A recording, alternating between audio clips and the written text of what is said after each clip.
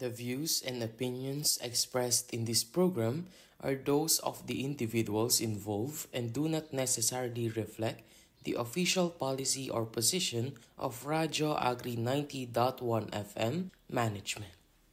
The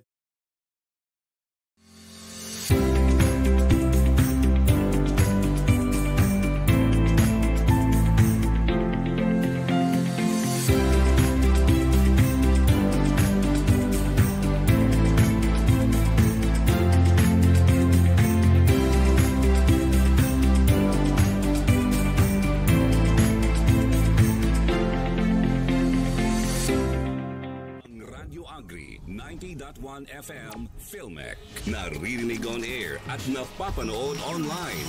Himpilan ng Department of Agriculture, Philippine Center for Post-Harvest Development and Mechanization. Radyo Agri 90.1 FM Filmec. Sa Agri, ikaw ang bida sa paggamit ng agri-makinarya, tamang teknolohiya, balita at impormasyon. Radio Agri 90.1 FM Filmec. Kasaganaan para sa bayan.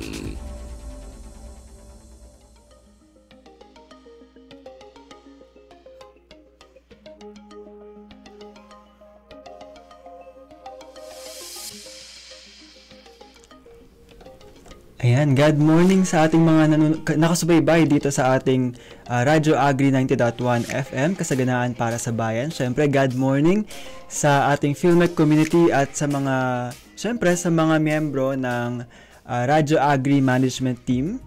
And also, good morning din sa inyo, Alagad Tin and Alagad Rocky.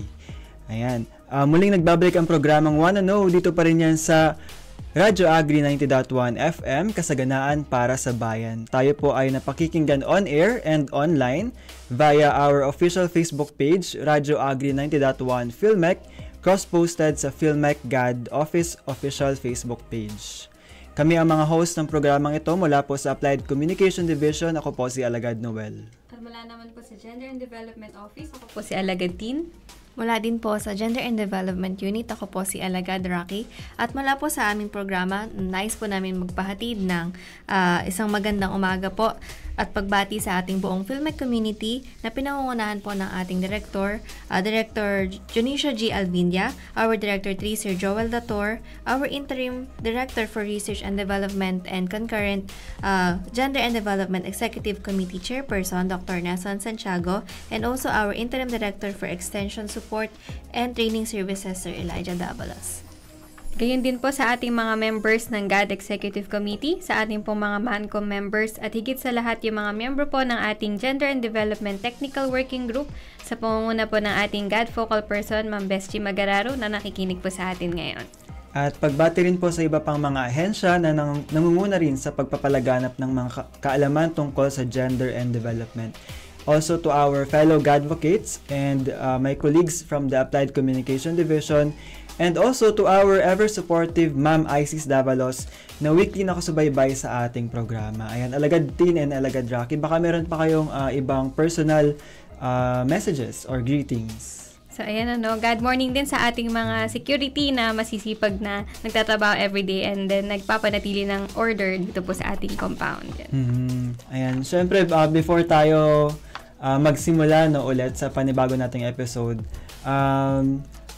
konting story lang din, kasi ako ngay parang comeback ko sa episode. Sa Wanna Know dito sa Radyo Agri. Although I was a guest last time sa Patok na program. Pero iba pala talaga yung feeling kapag diyan nakaupo sa side mo compared dito na nagsasalita as main host.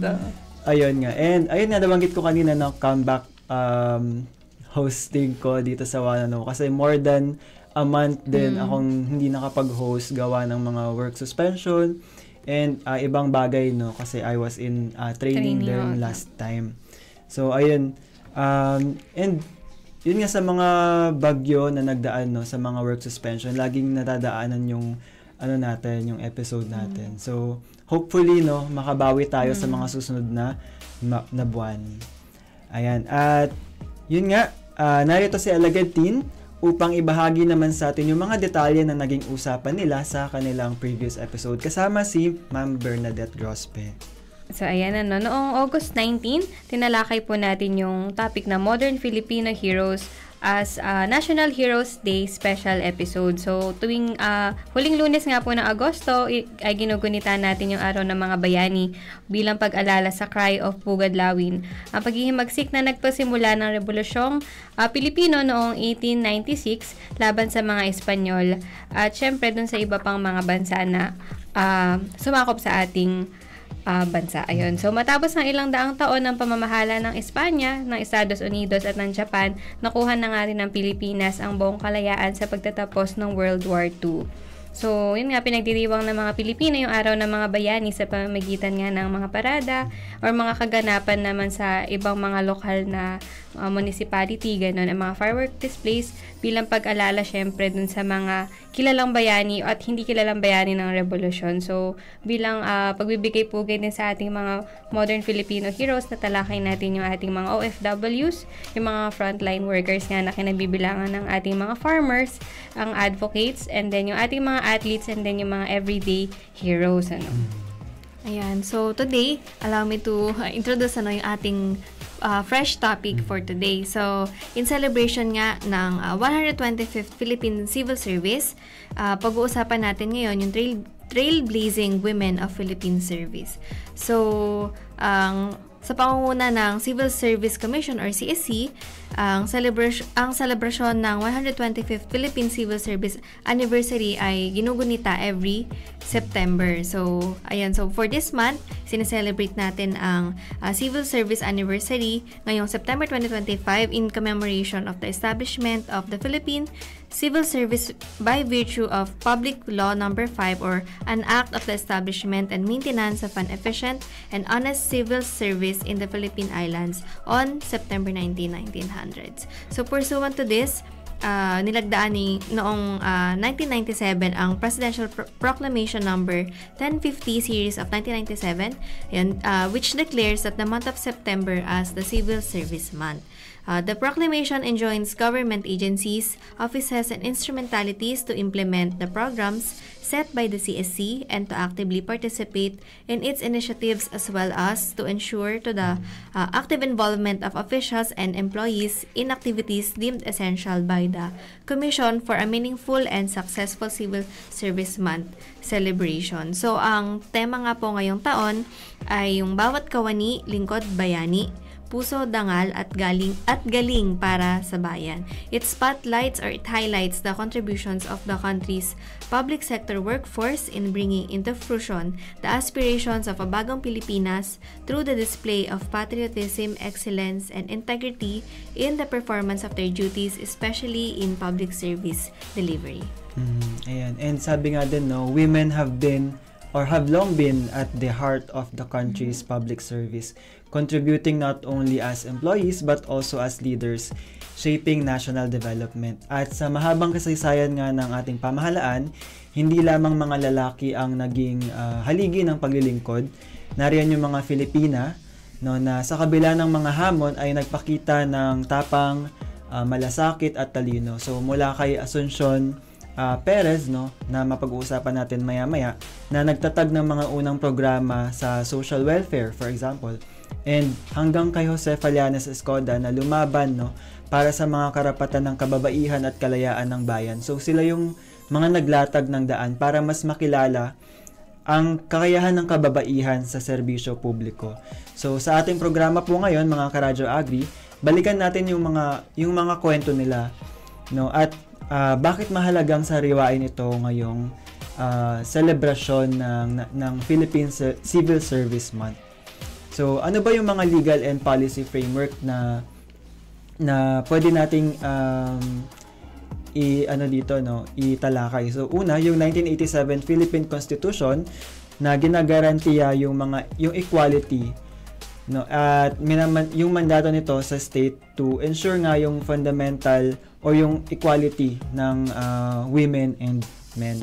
And also, ito yung mga, siguro familiar na to sa mga Karadyo Agri natin na sumusubaybay talaga sa ating programa, yung Magna Carta of Women na nag-celebrate naman ng 16th anniversary last August 14.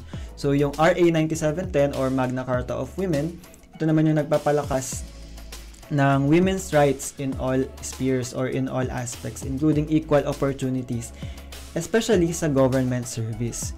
And yun nga, yung nabanggit ni Alagad Rocky kanina, yung Civil Service Commission na nag-iimplementa ng mga polisiya sa gender equality din, sa work-life balance, and yung anti-discrimination in public sector sa mga, especially din sa mga workplace, no? And ano ba yung mga mahalagang achievement na kung bakit ba mahalaga nating pag-usapan ito? So una, women now make up a significant portion of the civil service workforce, especially sa education, sa health, and most especially sa social welfare. And marami na rin yung mga kababaihan na makikita natin sa mga top level positions, merong mga commissioners, merong mga undersecretaries, and even mga agency heads, and even senators, di ba? And ayun, yung mayroon tayong mga programa sa gobyerno o sa pamahalaan na nagpo-promote or advocate din sila ng gender and development, or mini-mainstream din nila yung GAD to ensure na mataas yung women's participation, lalo na sa decision making and sa policy implementation. So let us proceed, no? Sino nga ba itong mga kababaihan sa kasaysayan na nanguna, na nagpakita ng kanilang puso, galing, puso, talino, at galing para sa bayan. Ayan. So, ayan yung una nating pag-uusapan sa Pilipina na mga naging first sa Philippine History of Civil Service ay si Natividad Almeda Lopez. So, siya ay ang unang Filipina lawyer and judge. So, si Natividad Almeda Lopez ay isang trailblazer nga sa legal profession, at nagsilbi din siyang tanglaw noong sa kilusang feminista. Siya ang unang female lawyer sa Pilipinas at ang unang babae din na nag-defend sa isa pang babae sa korte.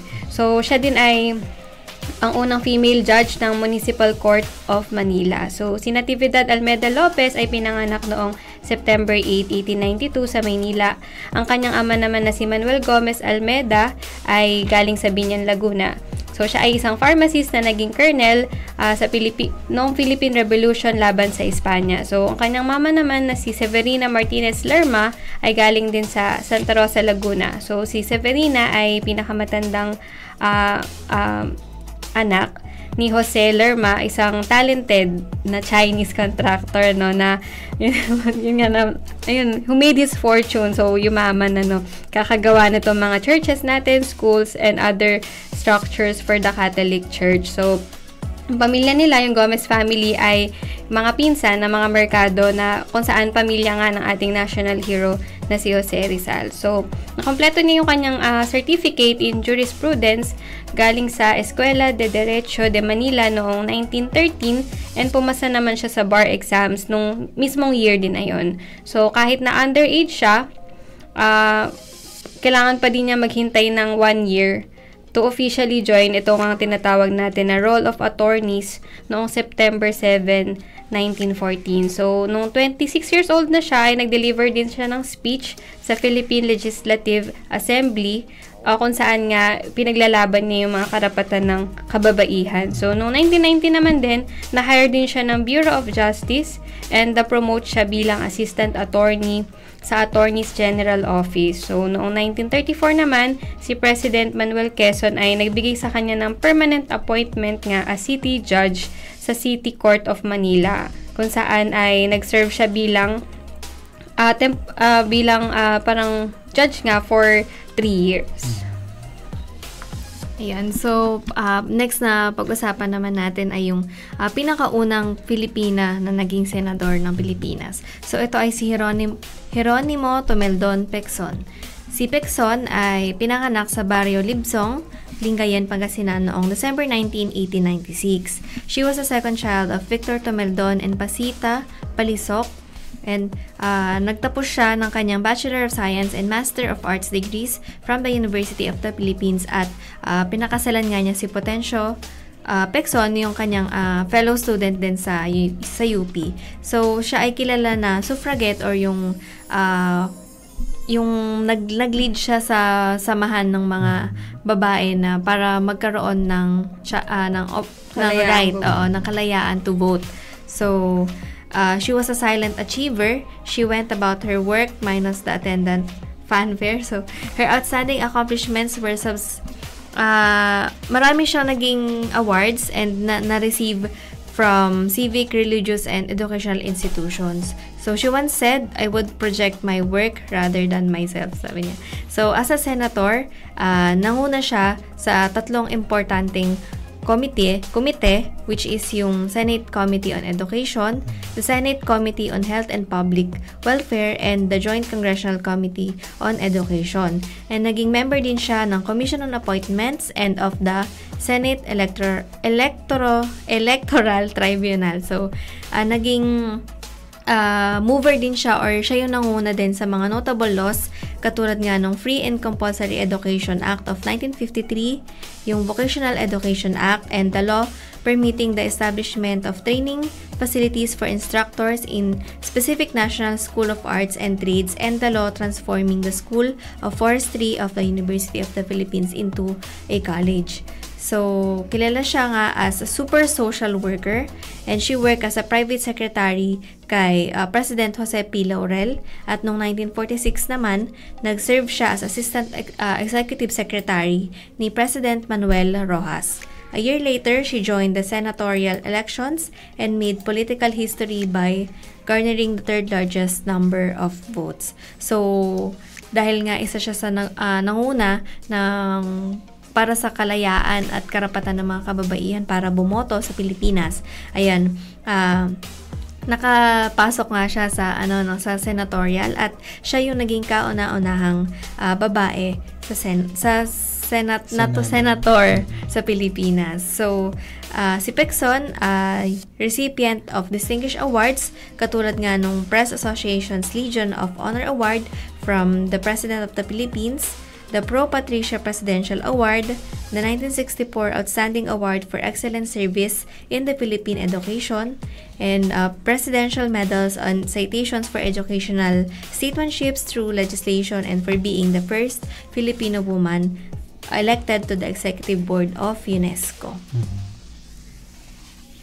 Ayan, so si Jeronima T. Pecson ay naging senator, educator, and social worker.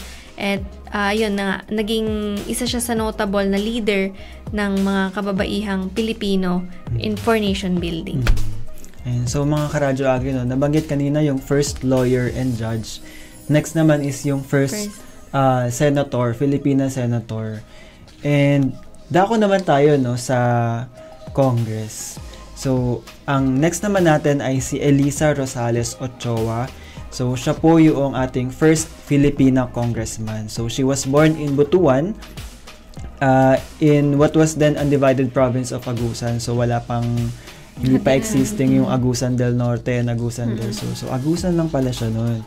And, ayun nga, in 1934, Ochoa returned to schooling, and dun niya nakuha yung kanyang high school diploma. And by 1936, ay nakuha niya yung associate degree niya from the National University. And yun, after passing a civil service examination for nursing superintendents in law school.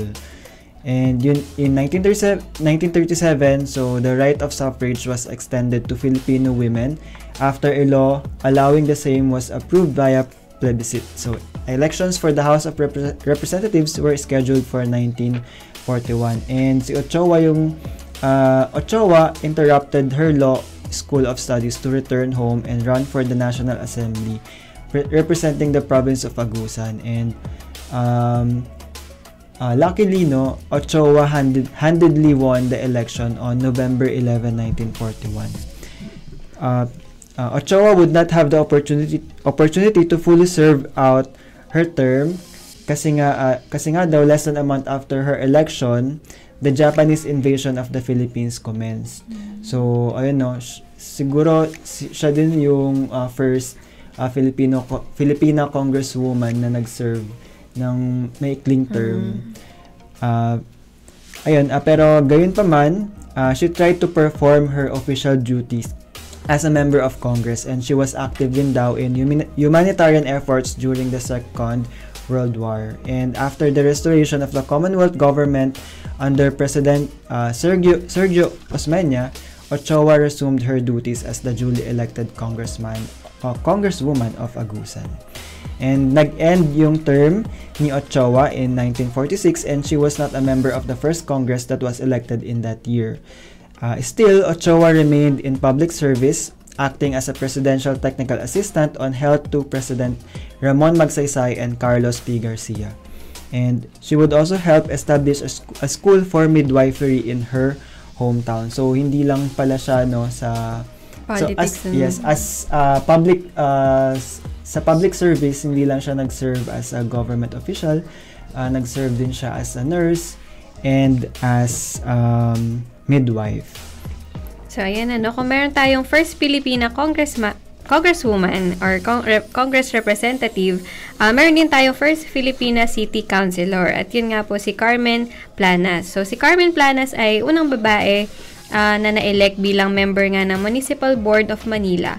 So, siya po ay pinanganak sa Tondo kay Iluminado Planas and Concepcion Lim noong March 23, 1914. So, si Planas ay nag-aral ng kanyang elementary education sa Colegio de Santa Rosa, kung saan natapos na yung primary course in 3 years.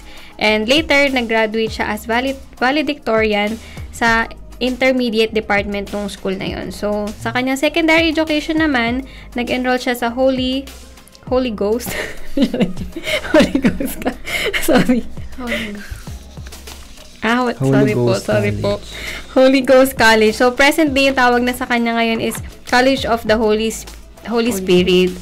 So, where she graduated with honors in 1933. So, same year din na yun, pumasok siya sa University of the Philippines to pursue yung kanyang bachelor's sa law na na-obtain niya nga noong 1940. So, nung siya ay junior law student pa noon, noong 1937, at the age of 23 years old, naging official candidate siya ng Young Philippines. So, si Young Philippines ay isang minority party.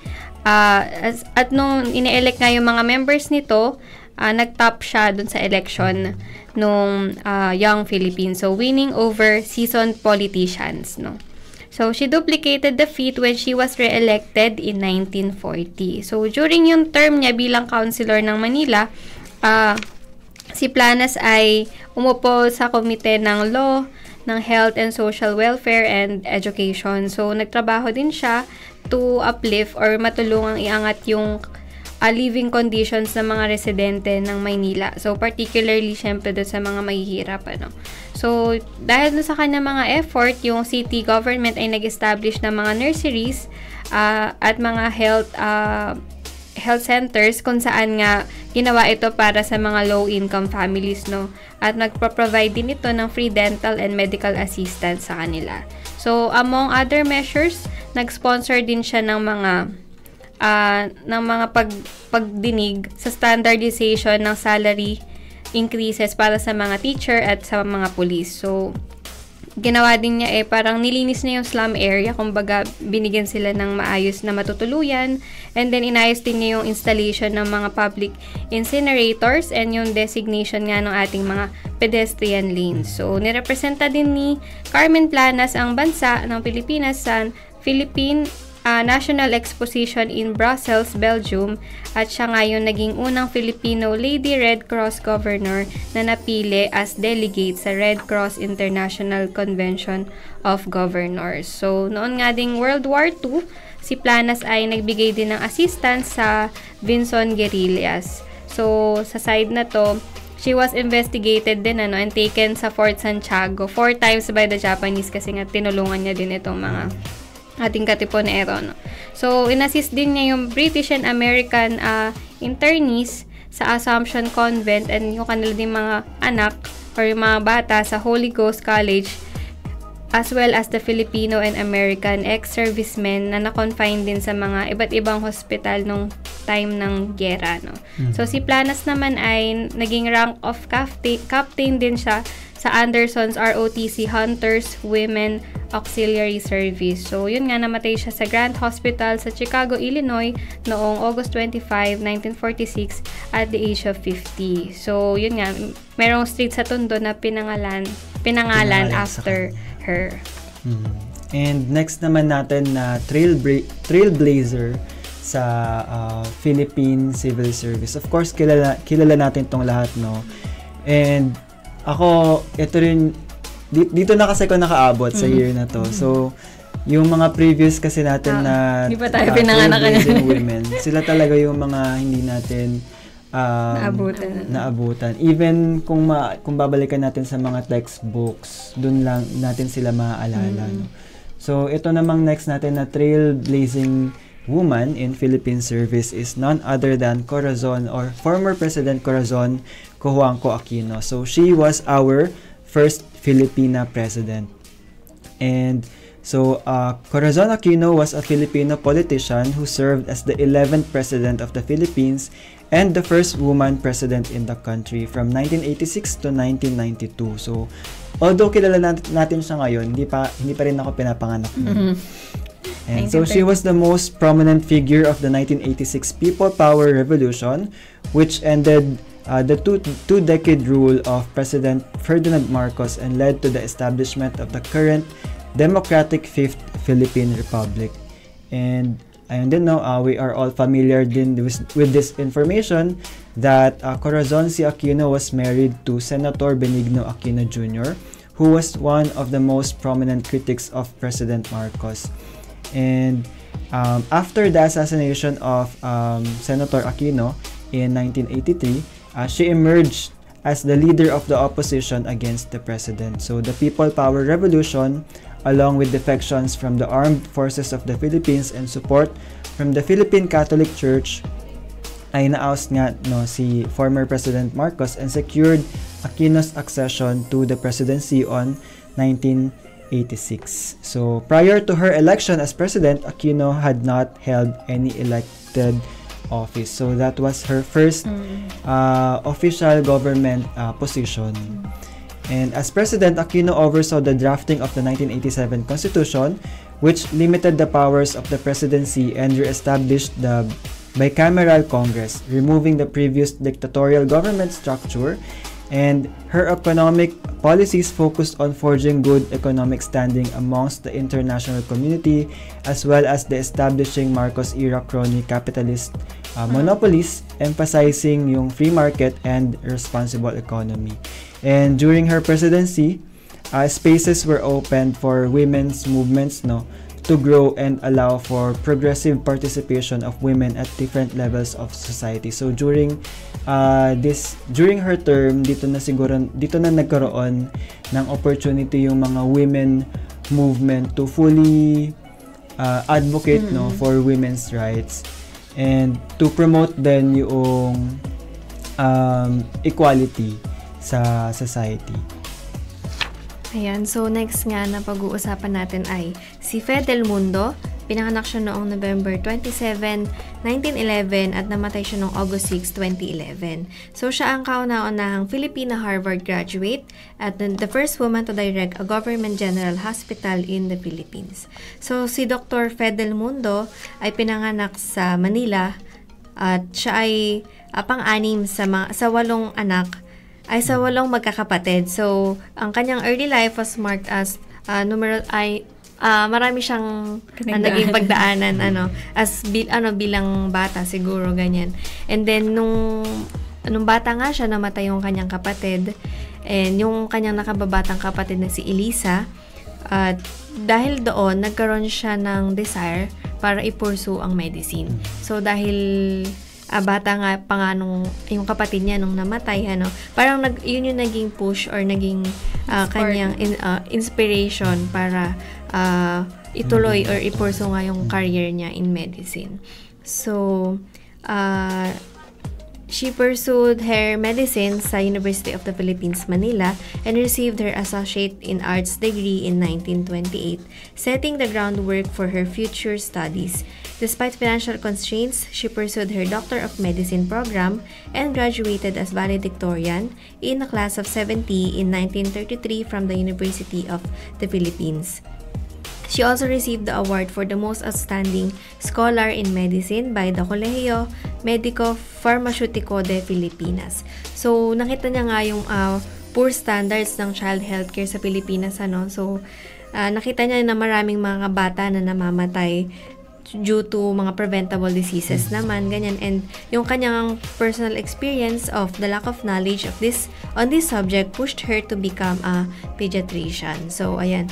Nung pinurso niya nga yung medicine, nag-focus siya in pediatric yan, sa children healthcare. So, then the President of the Philippines, Manuel Quezon, due to her outstanding academic record, offered her a scholarship for further training at any school of her choice in Estados Unidos. Ayun. So, she spent there 5 years for advancing her knowledge. And then, she also underwent 2-year research fellowship at the Harvard Medical School and earned a master's degree in bacteriology from Boston University in 1940. So, she rotated, studied, and did research on pediatrics and infectious diseases in different institutions, including Mount Sinai Hospital, Columbia University, University of Chicago's Billings Hospital, Johns Hopkins Hospital, and Boston Children's Hospital. She also took public health class at the Massachusetts Institute of Technology. So, despite nga daw ng maraming offer sa kanya, maraming magagandang offer sa kanya sa Estados Unidos para sa ituloy or i-establish pa yung kanyang professional career in medicine, bumalik pa rin siya sa Pilipinas noong 1941. So, nung bumalik po siya sa Pilipinas, doon palang nag-start ang Japanese invasion dito sa Pilipinas.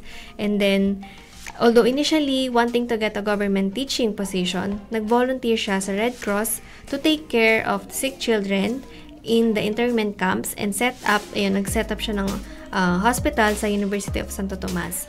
So, nung ipinasara ng Japanese yung kanyang yun ngang hospital noong 1943, she transferred and became the director of the North General Hospital na ngayon ay tinatawag na nating Jose R. Reyes Memorial Medical Center sa Manila. So, the hospital, though initially intended as a children's hospital, was eventually converted to an emergency unit to attend the civilian casualties of the Battle of Manila. Then later, as a charity hospital.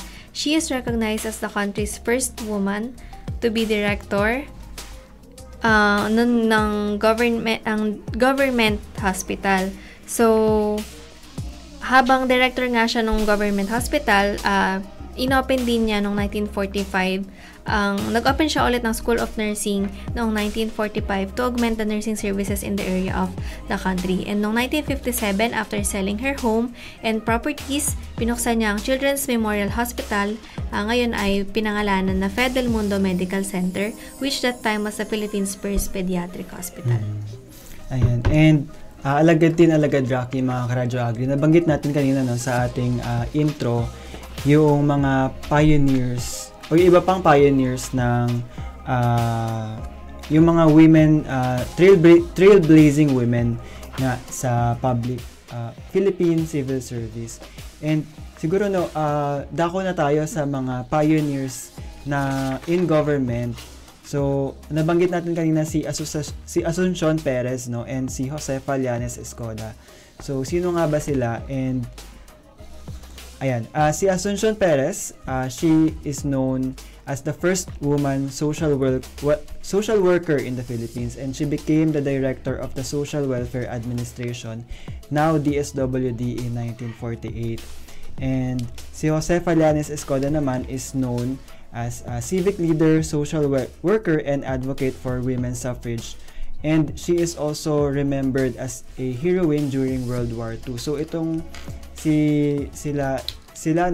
especially si Josefa Llanes Escoda, mga nababanggit natin sila sa mga previous episodes natin, especially noong sinelebrate natin yung Women's Month And nung in-observe din natin yung National Heroes Day.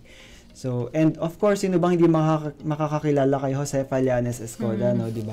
Makita mo lang yung ngiti niya, di ba? Kilala mo na. And di ba nga gine-joke nila sa social media, parang siya yung paboritong ngiti, ganun. Oo, kasi nga di ba kapag makita mo nga, syempre, makita mo siya sa 1,000 peso bill, mapapangiti ka din.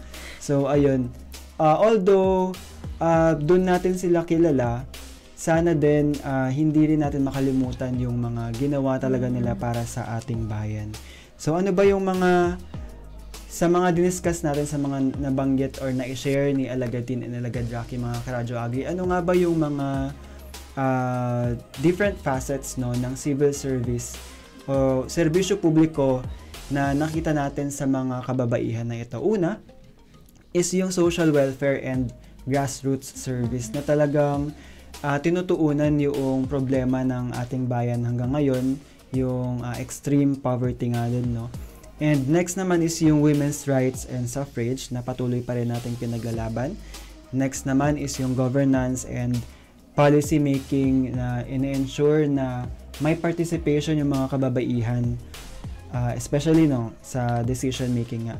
Next is yung rule of law and accountability. Isama na rin natin yung peace and diplomacy and economic reform and development. So yung mga Filipina na to sa kasaysayan ng serbisyo publiko ay kumakatawan sa iba't ibang mukha ng paglilingkod. So mula sa social welfare at grassroots service nga sa pagtatuguyod ng karapatan ng kababaihan, sa pamamahala at paggawa ng batas, sa paninindigan para sa katarungan at accountability, hanggang sa pagsulong ng kapayapaan, diplomasya at kaunlarang pang-ekonomiya. So sa bawat larangan, no, mga Karadyo Agri, ipinakita nila na ang paglilingkod sa bayan ay hindi lamang tungkulin. Ito ay pamana at inspirasyon. And bakit nga ba mahalaga nating pag-usapan to? Bakit nga ba pinag-uusapan natin to, no? Kasi hindi lang dahil Philippine Service, hindi lang dahil sineselebrate natin yung Philippine Civil Service Month. So bakit nga ba ito mahalaga na malaman natin ito? Kasi syempre kung babalikan mo yung history, may maalala pa ba kayo sa mga napag-aralan natin before? Ako, personally, wala na rin.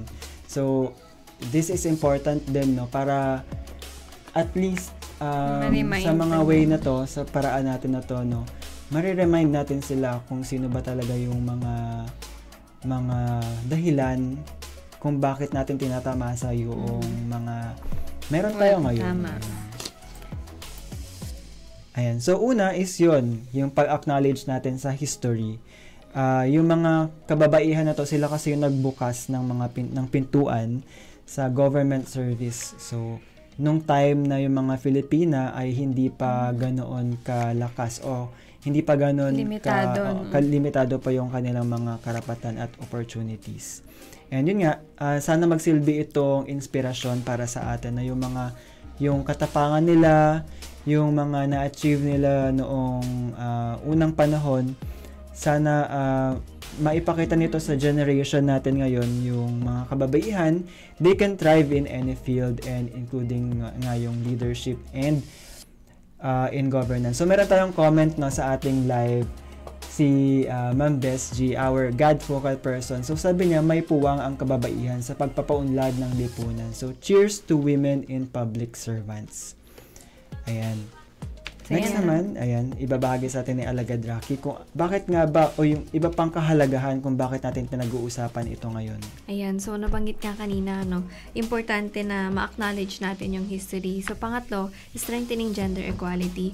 So sa pagtingin natin or pagbabalik tanaw natin sa mga storya ng mga notable women na ito, makikita natin yung representasyon nila bilang sa paglaban nga ng mga karapatan ng mga kababaihan.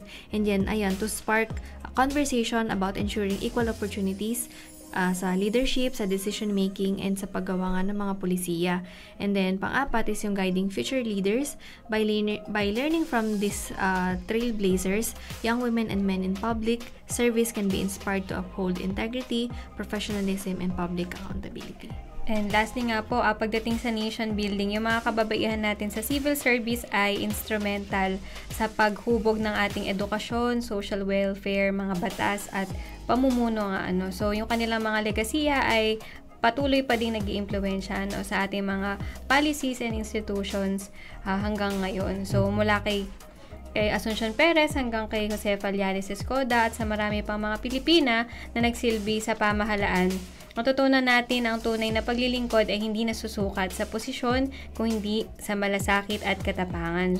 So sa panahon nga ngayon kung saan malaki pa rin ang hamon sa lipunan, mahalaga na naaalala natin ang kanilang mga aral na ang bawat isa ay may kakayahang maglingkod, magtaguyod ng tama at magbukas ng pinto para sa susunod na henerasyon. So, kaya nga ngayong 2025, dalhin natin ang kanilang mga alaala bilang inspirasyon dahil ang kasaysayan ng kanilang paglilingkod ay hindi lamang nakaraan, kundi paalala para sa kinabukasan. And ano ba yung mga mahalagang takeaways natin sa topic natin ngayon? Una is yung bilang mga din tayo public servants. So una is yung pagpapahalaga natin sa serbisyo natin. So na ang tunay na pamumuno ay nakaugat sa malasakit at hindi sa kapangyarihan. At syempre, yung pinaglalaban natin, yung ina-advocate natin dito sa ating programa na Wanna Know is yung pagkilala sa mga kababaihan na ang mga Filipina noon at ngayon ay mahalagang puwersa sa paghubog ng pamahalaan at ng lipunan. Ngayon din ang pagpapatuloy sa laban na ang mga karapatan at oportunidad na tinatamasa natin ngayon ay bunga ng sakripisyo ng nauna, kaya tungkulin nating ipagpatuloy at pangalagaan ito.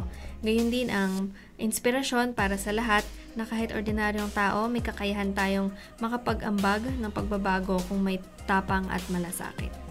Ayan. At syempre, alagad Rocky, bago tayo magtapos mga Karadyo Agri, hayaan nyo po kaming pasalamatan ang ating mga magigiting o masisipag na mga public service sa isang maikling mensahe. So, sa ating po mga public servants, isang taos-pusong pagpupugay sa lahat ng ating mga lingkod bayan, sa bawat opisina ng pamahalaan, sa bawat barangay at komunidad. Kayo ang nagsisilbing buhay na haligi ng ating bansa. Hindi lamang kayo mga kawani ng gobyerno, kayo ay mukha ng malasakit, tapang at integridad. Ayan nga po, sa inyo ding araw-araw na pagsusumikap mula sa pinakamaliit na tungkulin hanggang sa pinakamalaking desisyon ay may direktang epekto sa buhay ng bawat Pilipino. So kaya yung bawat oras natin na inaalay, bawat sakripisyong dinadala ay nagiging ilaw na gumagabay sa landas ng sambayanan tungo sa kaunlaran. Kaya ngayong pinagdiriwang natin ang 125 taon ng serbisyong sibil na may magsilbing paalala ito na ang bawat lingkod bayan, babae man o lalaki, ay may mahalagang papel sa pagtutulungan para sa isang mas matatag at mas makatarungang lipunan. So salamat po sa inyong mga hindi matatawarang dedikasyon at pagmamahal sa bayan. So again, yung mga napag-usapan natin na mga trailblazing women in Philippine service, again, naway magsilbi sila inspirasyon at nawa ay hindi natin makalimutan yung mga sakripisyo nila. And ayun nga, emphasis doon sa inspirasyon kasi ngayon kung ma-observe natin sa government, ang dami nangyayari, di ba? Kahapon, Monday pa lang kahapon, pero ang dami nang nangyayari. Parang 1 year na nga doon. Pero, ayan nga din, para din siguro ma-inspire pa tayo mga public servants. Ayan, and yung mga gustong, kasi 'di ba sa parang sinasabi kasi nila lagi yung iba na gusto nila magtrabaho sa gobyerno, ganyan. Sana hindi lang nila nasabi kasi gusto nila na magtrabaho, ma-experience. Parang deep inside yung gusto nila ma-contribute sa bayan, sa lipunan, sa society, ganyan. And ayun, parang meron kang personal na mission. Mission, parang advocacy. Ayan, so ayan mga Karadyo Agri, dito na natatapos ang ating usapan ngayong umaga. Kung kayo po ay may mga katanungan o suhestyon, maaaring mag-iwan ng komento sa ating comment section o kaya naman ay Magpadala ng mensahe sa aming official Facebook page sa Radyo Agri 90.1 Filmec o sa Filmec GAD Office. At kung may mga na-miss po kayong episodes, you can watch the replay on our YouTube channel at Radyo Agri 90.1 FM Filmec. And for more gender and development updates, you can visit our official website gad.filmec.gov.ph. Muli kami po ang mga alagad ng Gender and Development at ito ang programang Wanna Know, your weekly dose of gender power. Abangan niyo po kami sa aming next episode dito pa rin sa ating himpilan, Radyo Agri 90.1 Filmec, kasaganaan para sa bayan.